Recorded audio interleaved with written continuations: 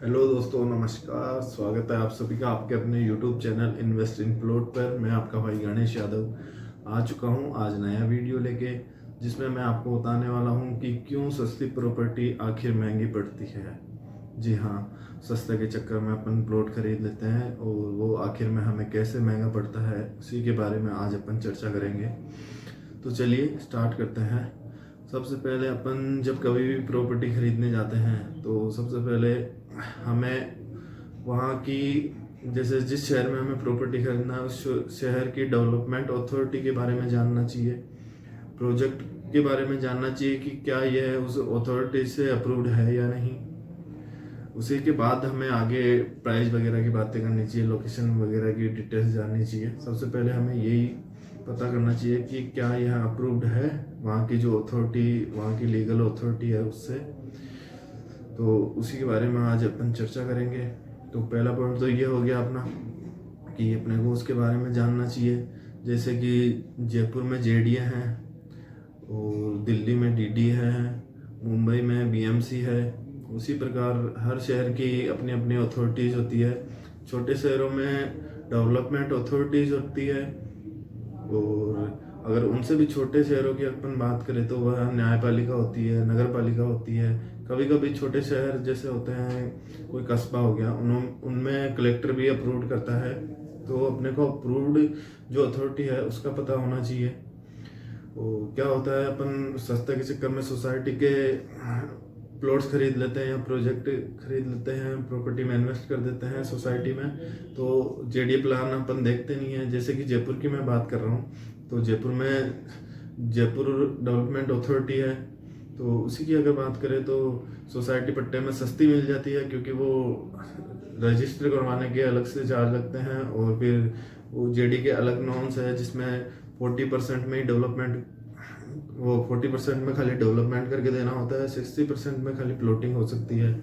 ऐसा है, लगभग लगभग बता रहा हूँ। तो सोसाइटी वाले क्या करते हैं, 10-10, 15-15 फीट की रोडें निकाल दी। जेडी के नॉर्म से कुछ डेवलपमेंट नहीं करते, ना पार्क होता है, ना वाटर हार्वेस्टिंग, ना सीवरेज, ना पानी की पाइपलाइन, ना इलेक्ट्रिसिटी प्रॉपर। तो उनके वो सस्ते में पड़ती है, तो आराम से रेट है उसकी जेडीए फ्रूट से 10-15 तो नहीं, पर हाँ 5-7 हज़ार रुपये नीचे रखते हैं। तो अगर बड़े बड़े महानगर जो है वहाँ पे हाँ 10-15 हज़ार भी कम होती है।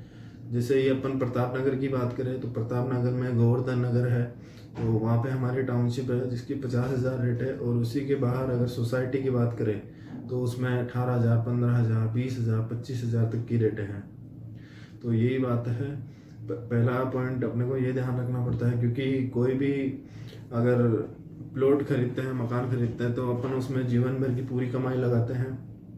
तो ये कमाई आपकी मिट्टी में ना मिल जाए, इसी को ध्यान में रखते हुए मैं आपको ये बता रहा हूँ कि कोई कभी भी अपन कोई प्रोजेक्ट खरीदे या प्लॉट खरीदे तो उसे अप्रूव्ड ही खरीदे। हालांकि वो जेडी अप्रूव्ड सोसाइटी से 5-7 हज़ार महंगा हो सकता है, लेकिन वो आगे जाके आपको बहुत फ़ायदा देगा और नुकसान कभी भी नहीं होगा उससे। अब बात करते हैं अपन सोसाइटी के प्लॉट्स की, जो कि कहीं ना कहीं या तो इकोलॉजिकल जोन में है या ग्रीन जोन में हो सकते हैं, या जेडीए को कोई मास्टर प्लान उधर से है, जैसे कि रोड हो सकती है, एजुकेशन हब, मेडिकल हब, कुछ भी हो सकता है। उसके अंदर अगर बने हुए हैं तो वो जेडीए के हिसाब से इलीगल है, अवैध है। तो जेडीए उन्हें कभी ना कभी जरूर उन्हें तोड़ेगा और वहाँ पे अपनी एक्टिविटीज़ करेगा। तो यही कारण है कि हमें हमेशा जेडी का मास्टर प्लान जो है, जैसे अभी 2025 मास्टर प्लान चल रहा है, तो उसी के अकॉर्डिंग हमें प्रोजेक्ट लेना चाहिए। तब तो हम बिल्कुल खुशी रह सकते हैं, वरना अदरवाइज अगर अपन सोसाइटी में कहीं प्लॉट ले रहे हैं या फिर सोसाइटी में, मैं नहीं कह रहा कि सोसाइटी में ना ले, पर एक बार मास्टर प्लान जरूर देखे। मास्टर प्लान देख के ही प्रोजेक्ट खरीदे, क्योंकि अपने को पता नहीं है। जैसे अभी मानसरोवर है, मानसरोवर एशिया की सबसे बड़ी कॉलोनी है, और उसमें से इतनी 200-200 फीट की इतनी रोडें निकल रही है, जिसका अंदाजा हमें 2020 तक नहीं था। जिसने मास्टर प्लान नहीं देखा उसे बिल्कुल अंदाजा नहीं था कि क्या इतनी बड़ी रोडों की कनेक्टिविटी भी मानसरोवर में हो सकती है। और आज की डेट में यहाँ पे रोडों का सबसे बड़ा जंजाल है, तो इसमें काफ़ी सोसाइटी की कॉलोनियाँ भी गई है। तो इसी चक्कर से मैं कह रहा हूँ कि अगर आपको कोई इन्वेस्ट करना है या रेजिडेंशियल आप कुछ प्रॉपर्टी देख रहे हैं जयपुर में, तो एक बार मास्टर प्लान जरूर चेक करें 2025 का, उसके बाद ही आप प्रॉपर्टी में निवेश करें। तो दोस्तों मेरे कहने का मतलब यही है कि कभी भी अपन अगर प्रॉपर्टी में निवेश कर रहे हैं तो देखो, घर क्या होता है, घर अपनी खुशियों का आशियाना होता है, जो इंसान पूरी उम्र भर कमाई करके एक घर बनाता है, क्योंकि सुकून घर में ही मिलता है। रेंट वाले मकान में या और कहीं रहने पे वो सुकून नहीं मिलता जो खुद के घर में मिल पाता है।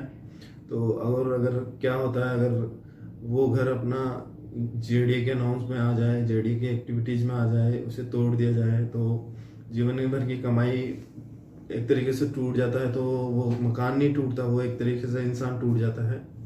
तो वही बात है कि जेडी अप्रूव्ड ही खरीदे। और जो मैं बता रहा था वीडियो के स्टार्टिंग में कि क्यों सस्ता मकान महंगा पड़ जाता है, वो उसका कारण यही है कि जेडी अप्रूव्ड अगर नहीं लेते हैं तो हमें इस अंजाम तक पहुंचना होगा ही होगा। तो यही मेरा मानना है कि हमेशा जेडी अप्रूव्ड खरीदे, एक बार मास्टर प्लान जरूर देखें और उसके बाद अपनी प्रॉपर्टी का निर्णय ले। उसके बाद लोकेशन देखें, प्राइस उसके बाद देखें आप। सबसे पहले अप्रूव्ड है, रेरा रजिस्टर्ड है या नहीं, प्रॉपर सुविधाएं मिल रही है या नहीं, ये सबसे पहला काम है। तो चलो मिलते हैं नेक्स्ट वीडियो में, तब तक के लिए बाय। और वीडियो देखा आपने उसके लिए आपका बहुत बहुत धन्यवाद। मैं ऐसे ही वीडियोस रियल एस्टेट से रिलेटेड वीडियोस लाता रहूँगा, आप बस अपना सपोर्ट बनाए रखें। धन्यवाद।